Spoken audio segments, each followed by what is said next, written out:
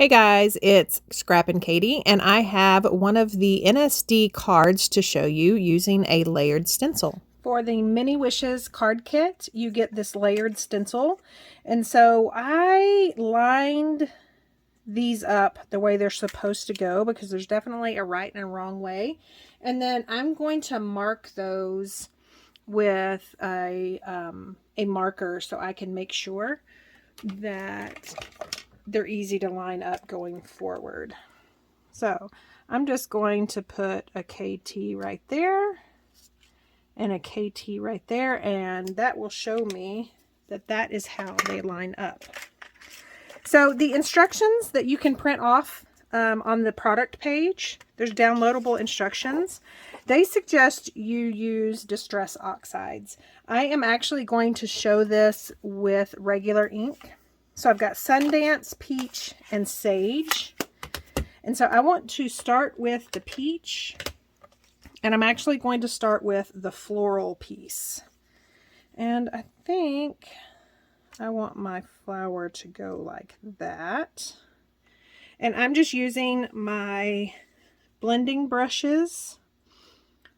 I like those best for things like this. And I definitely want to lay down some tape just to make sure that the stencil doesn't move.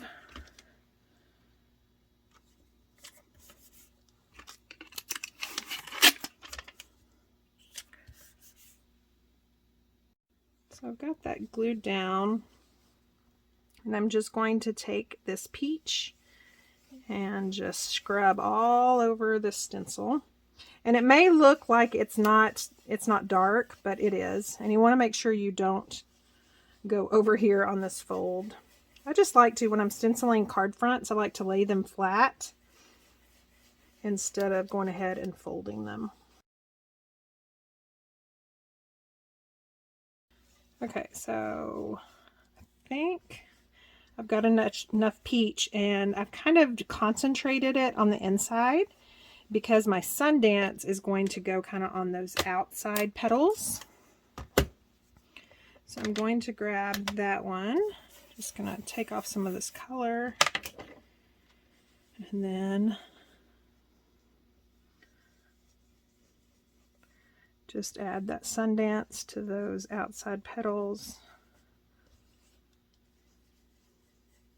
Just kind of for interest, you know. Flowers of different colors are always interesting. Not necessarily prettier, but definitely interesting. So I've got that, and then now it's time to switch to that other stencil that actually makes it a layered stencil. So see that? I mean, that in itself would be pretty, but just wait until we get this. Now remember, I'm flipping this because my flowers I did where the KT was at the bottom. So in order to line up those leaves, I need that KT still at the bottom. And then we're going to come in, and I chose Sage. It's kind of a dull green. And this ink is only going to ink up on the leaves because the part that's over the flowers is solid. So it's not going to ink on any part of that. And if you come from only one direction of the leaves, then you're going to get that shaded look. So let's peel this back and see how that looks. Isn't that so pretty? Again, I did mine with regular ink. You could definitely do it with the Distress Oxides, like Close to My Heart has suggested. And then also on this particular card, it has just a sliver of peach cardstock. And then the sentiment is going to be stamped directly onto the card front. So this little 1/4 inch of peach cardstock goes right along the edge here.